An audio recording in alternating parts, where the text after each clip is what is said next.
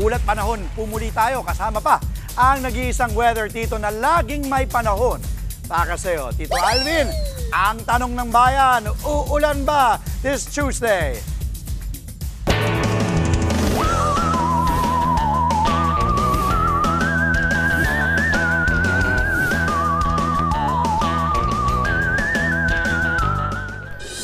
Good morning, Kuya Andre, at good morning mga kapatid. Weather update po muli tayo. Sa kabila po ng mga pag-ulan, particularly dito sa western section ng Luzon, itong mga nakaraang araw pa, kahapon, idiniklara na ng Pag-asa ang pagsisimula ng panahon ng tag-ulan or yung onset ng rainy season. Dahil po dyan, asahan po natin ang mas madalas na pag-ulan, particularly nga dito sa kanlurang bahagi ng ating bansa sa mga susunod pang mga araw.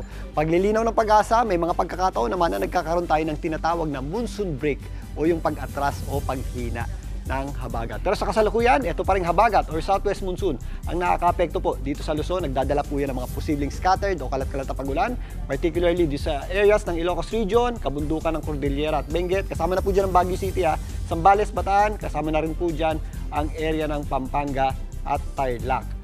Samantalang ito namang intertropical convergence zone ang nagdadala po ng mga posibleng thunderstorms dito sa ibabang bahagi ng ating bansa, dyan po sa may area ng Mindanao, kasama po dyan ang Davao Region, Sorsogon, maging dyan sa area ng Zamboanga Peninsula, Basilan, Sulu at Tawi-Tawi. Dito sa Metro Manila, relatively, mas maatras po kasi yung ating habagat sa ngayon.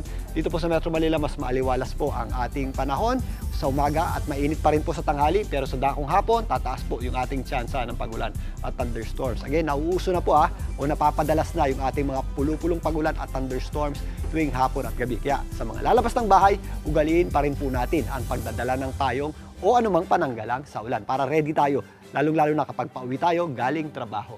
Dito naman sa Cebu, maaliwalas po ang panahon natin at maganda po ang sikat ng araw sa umaga, pero sa dakong hapon, bandang alas 5 hanggang gabi, tataas po ng 80% yung ating mga tsansa ng pag-ulan. Yan po ay mga posibleng isolated na thunderstorms na kadalasan ngang nangyayari tuwing hapon at gabi.